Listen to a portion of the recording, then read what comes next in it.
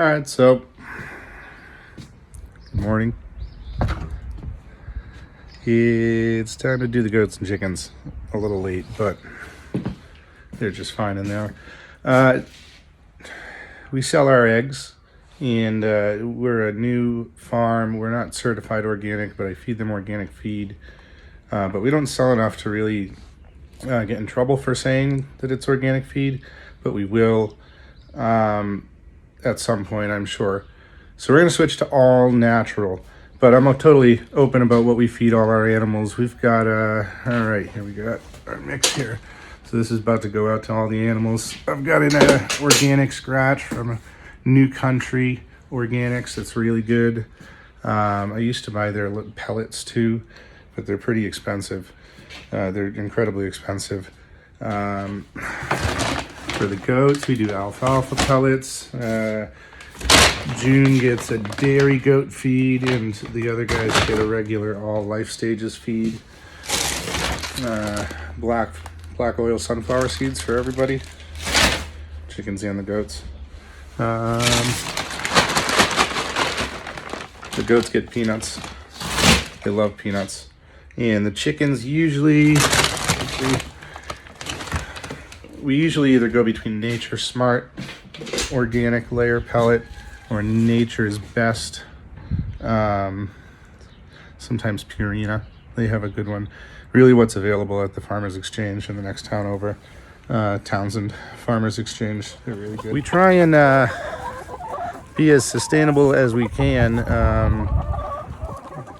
Chickens that we got were, I don't want to say they were straight one, but there was a good amount of roosters in there. And here, I'll show you guys.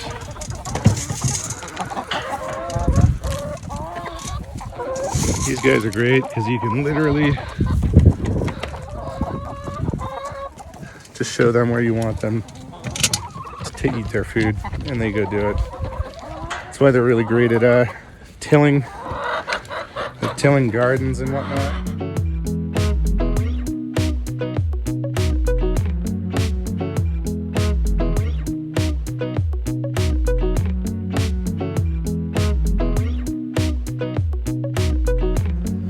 I get to do a nice barn cleanup today for the goats.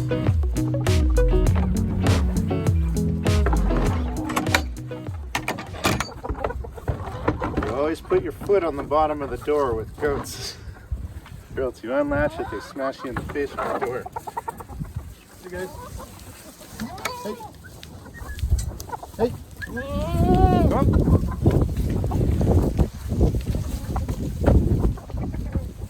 As you can tell, goats really like grain. Yeah. You know what? I always forget these things down here, so I'm gonna actually put them outside. Turning a new leaf this year. At least today. Let's see. So I've got this pen. This is the pen that I just built. It originally was like a little covered shelter for the other goats during the winter because it was super cold. And that's why there's like just random pieces of plywood everywhere. Just to keep the drafts out. Seriously, dude? Dear God. These chickens are crazy. But yeah, no, now it's like a little kidding pen. So we've got a gate here. I'm gonna have to put fencing all the way up to the ceiling, but this is June. Hey June. Hey girl. As you can tell, this thing needs a good clean, so this is my day's work. It's these animals.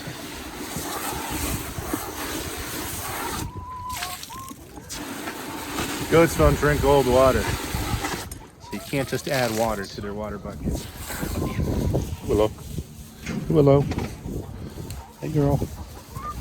Hi Ollie, Bowie, hi Nora. June eats a lot more grain than these guys. So once June's done her grain, she eats a lot more grain than these guys do. These guys barely get any grain. I give them a little less than 2 cups of that combined, you know, a little bit of alfalfa, a little bit of black oil, a couple peanuts, and that grain blend from Purina. So they get like a quarter of a cup a piece, basically. Half a cup a piece, whatever the fuck I'm saying. The June gets 3 to 4 cups. Hey.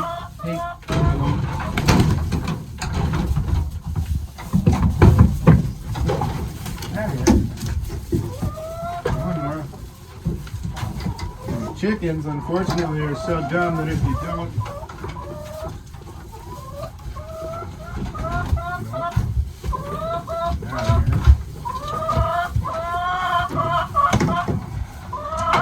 shoot them out of the way of the door, they don't know enough to know that they can get out. They'll spend 20 minutes trying to get a freaking chicken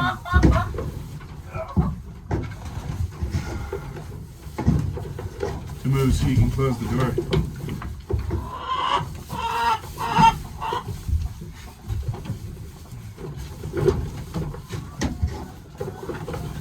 The chickens don't really stay in here, which is good. They usually just come in here to lay eggs.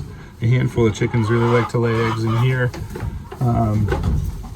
I think from when we had those chickens that were eating eggs, they just started laying them in other places. So that alone, if you want to have chickens, I mean, you saw how long I was taking care of the chickens, probably 3 minutes, 5 minutes, twice a day, and then your clean outs.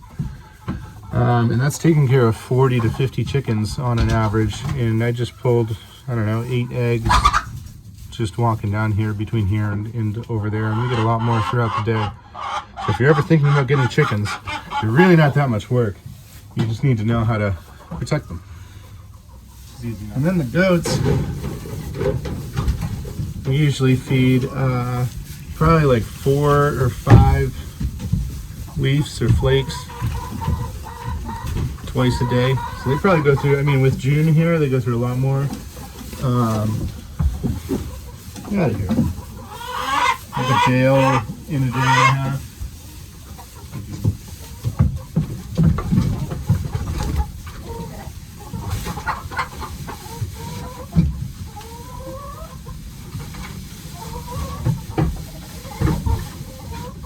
This is how much waste hay they make.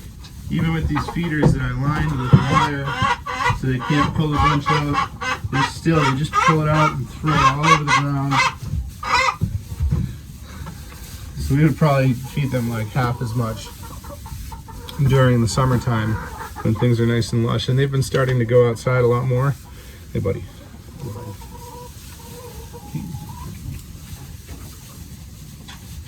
Already. No. No, down. Willow. There you go. No. Good girl. Absolutely unbelievable. Yes, I know. I know. Goats are like just really annoying dogs. Like they always want to be pet. At least these guys. June's a little bit more skittish because she's fairly new here and she's just kind of quiet as it is. But these guys are really great. They're a pain in the ass, but they're very affectionate and they like being around you, which is always nice. Mostly I'm using a pitchfork. Using a plastic leaf rake. I've got this straight garden edger. It's great for scrapping poop off of things or scraping poop off of stuff, and a flat shovel. And that's really it.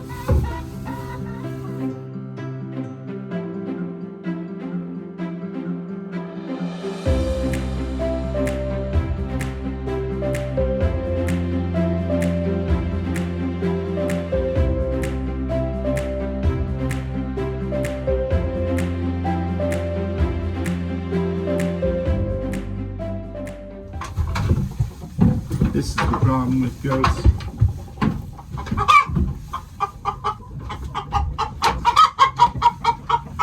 Get out of here. Come on.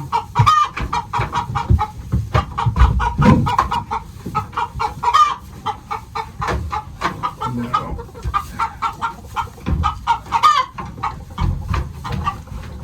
Did this to myself, really. So my homemade pallet door attached to my homemade pen. It's really great. It hooks on the wall and it hooks over here, and it'll keep everybody separate when it needs to.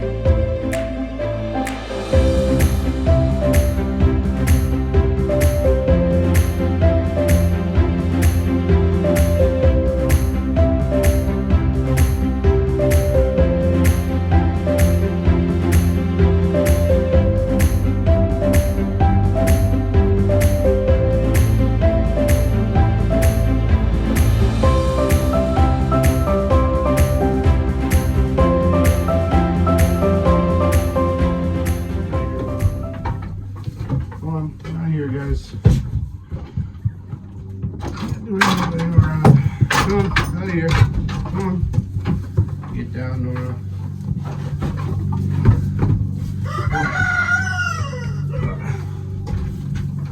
Come on. Go, boy. One arm. No. Come on.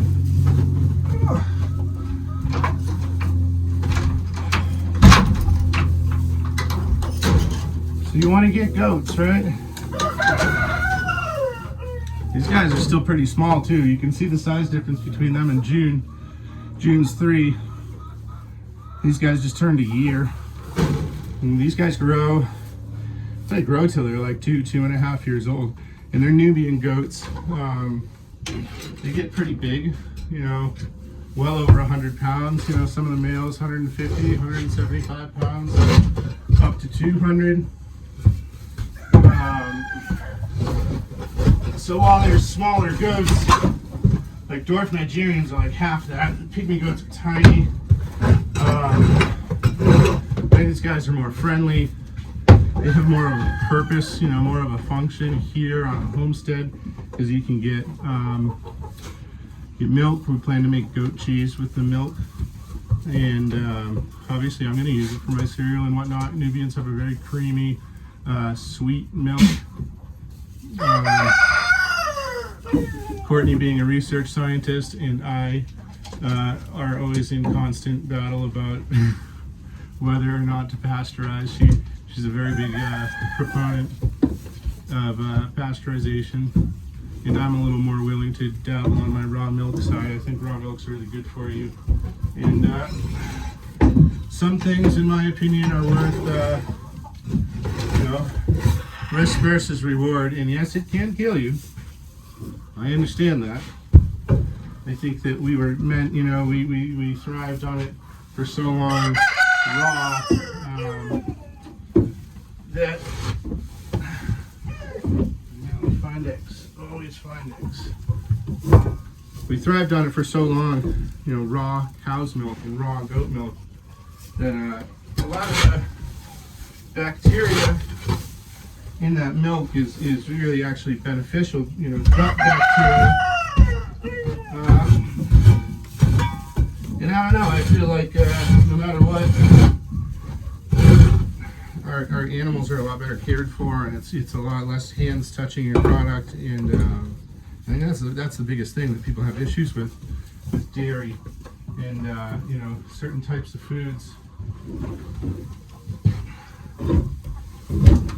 Because the risk of contamination and the risk of, you know, it being old is so high. You know, goat milk at the store sucks.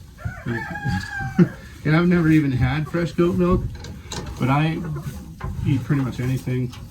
Don't even think about it. Don't even think about it. Get out of here. Go, go, go, go, go. Go. Go. Like I said, most annoying dogs in the world.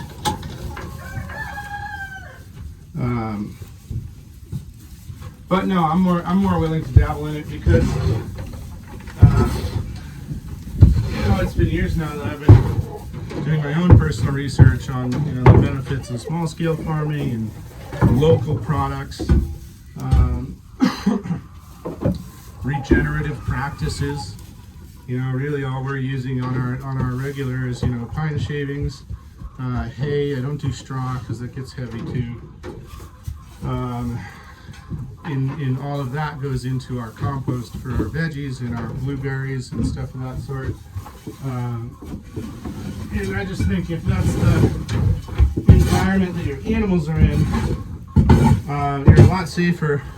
You'll probably see a lot more benefit drinking a raw milk product from something that's so guaranteed fresh and guaranteed, you know, well cared for.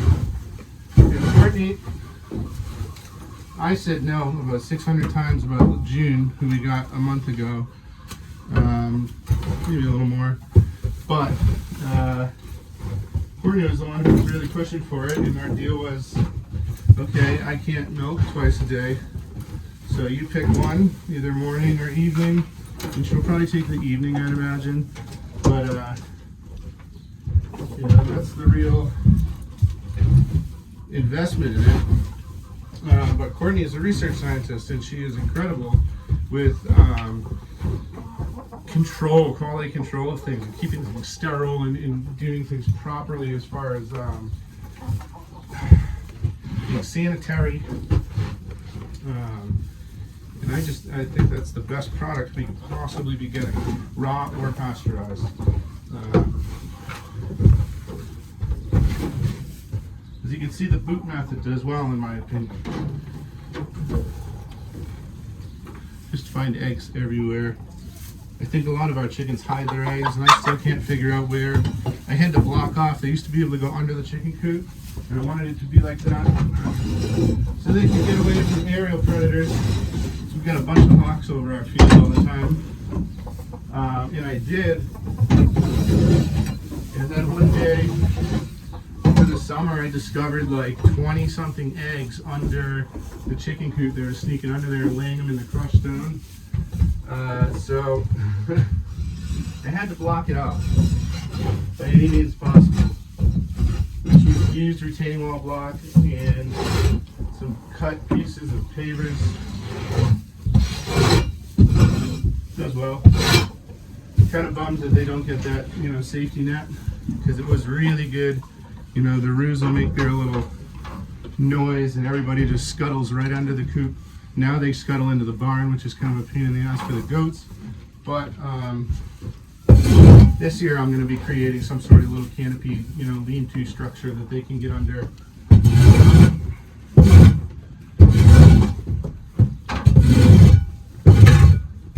But the roosters have been incredible for protection. You know, these guys, every time, whether it's a plane or a bird, you know, we've got some ravens that fly around here, which is good because they don't really like the hawks. But every single time you hear that noise that they'll make, it's like, it's a very weird noise. You'll hear that little noise that they make and everybody just frickin' scurries. And they've been really good with keeping things safe here. We had a hawk on our pool post, the fence post right on the corner, like 60 feet away. And our big white rooster, he doesn't have a name, he's just the big white rooster.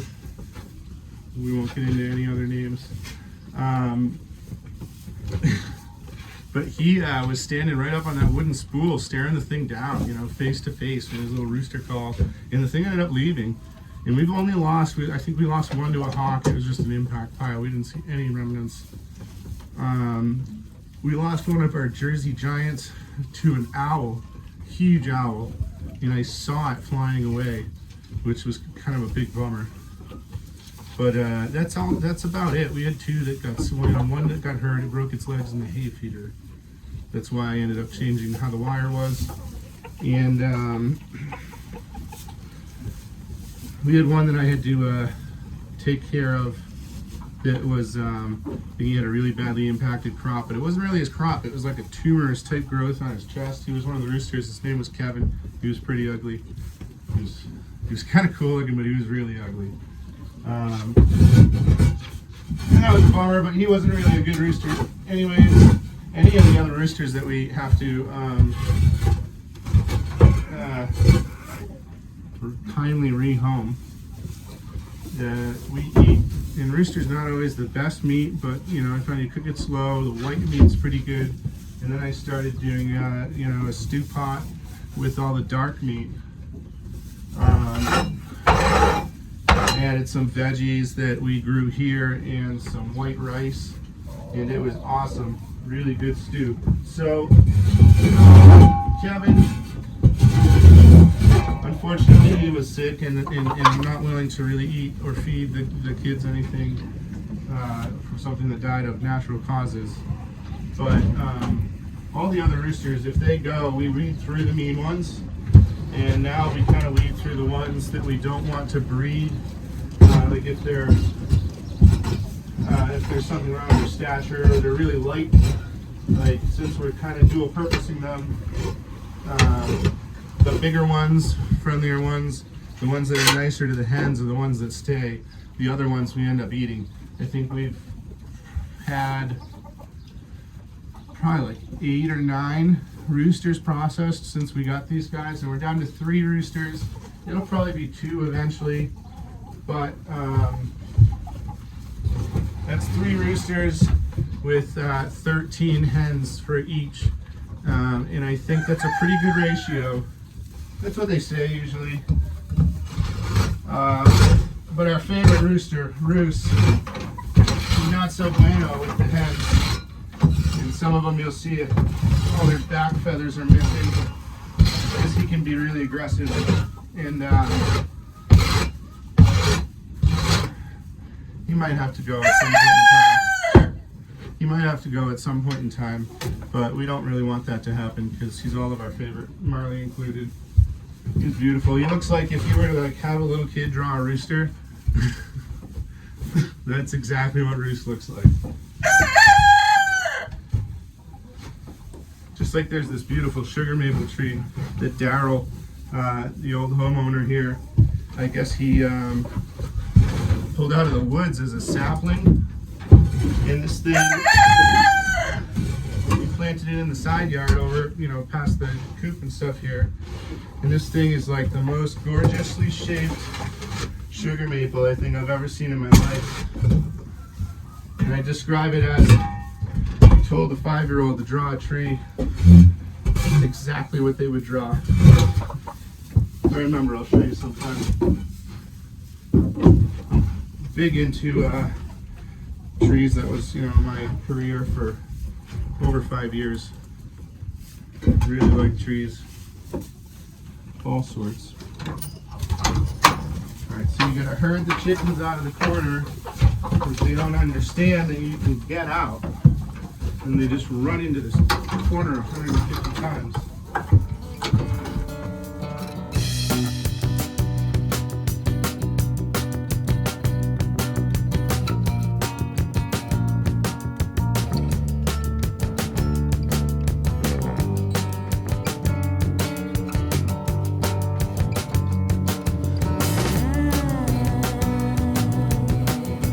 We lived in the city for a long time.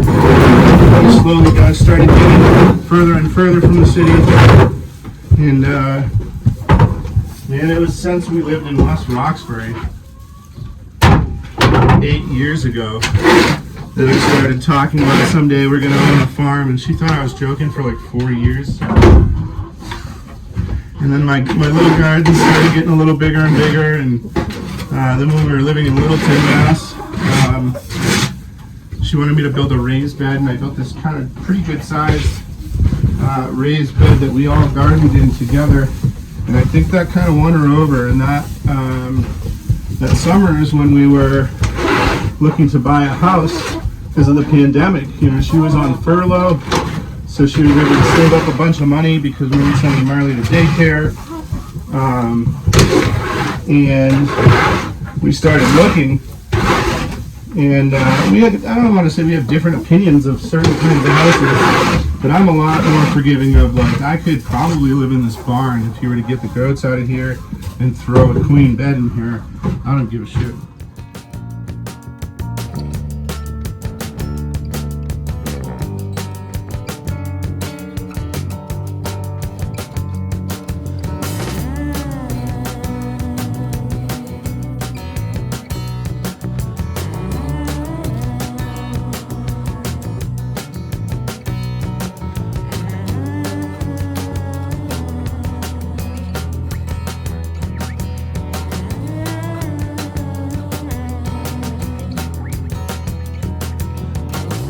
just as you take my hand, just as you write my number down, just as the drinks arrive. Also, Just as they play. if you're going to be doing any homesteading, you've got animals, you best expect you're going to be losing a lot of spare time.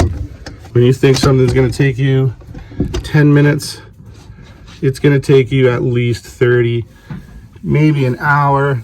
If something goes wrong, maybe it waits until the next day and you give it a temporary fix. It's just, you know, don't ever plan on being in places on time. I was trying to help the goats out because they love being brushed. They love when you scratch them. I was like, you know what? I'm going to make them a little mounted scratching stand on the entrance in the barn over here, so they can, you know, when they want to just walk over there, and they like to rub along, you know, they rub their backs along things. They're gonna friggin' love it. It's like hard plastic bristle shop brush, and I literally just ruined my broom to make it, and I didn't even finish screwing the thing on. They were already eating the plastic bristles off of it. So that's goats, you know. This is that. This is in reality, it's horse stall refresher. Oh, you already crafting here, dude? Are you kidding me? Get out. Get all you guys. Get out. Out of here. Out of here. Get out. Swear to God. Get out of here. Come on. Oh, you want a treat? Come on.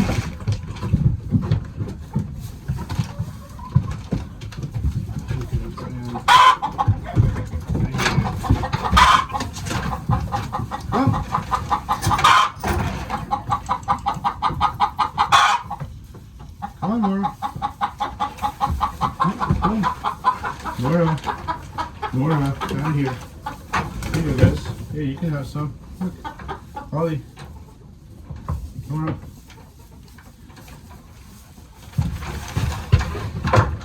You can get out too. I had to put a handle on the inside of the barn doors so that I could lock the goats out of the barn to clean. They are literally impossible to work around. I mean, God forbid you're like doing something with a hammer and nail or screwing something. Just get out of here. Jesus Christ. Come here. I'm helping you out. It's chickens.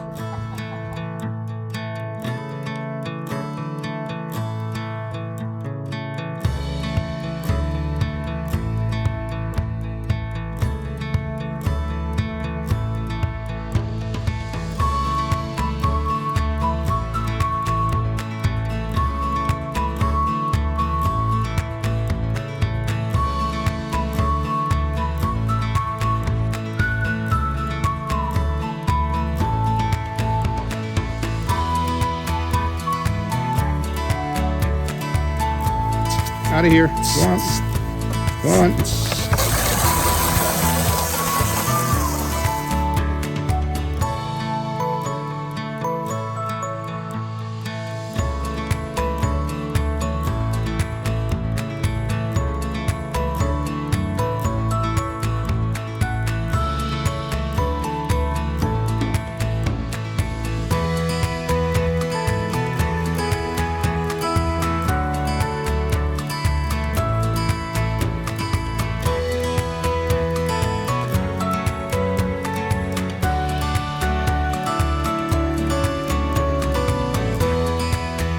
Well, that's it for now. I'm so thirsty.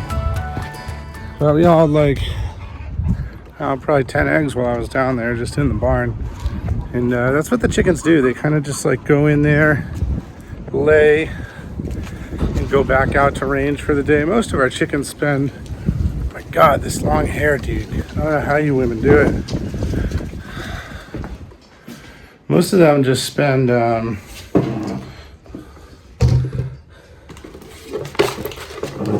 beautiful eggs. Most of them spend almost their entire day just free ranging out in that field area in the gardens that are close to that. That was a pretty long video. Sorry.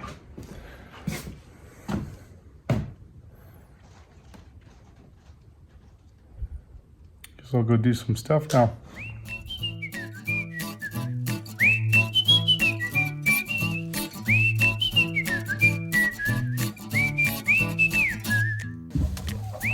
This fucking thing, I swear to God, I don't know how to do any of this shit.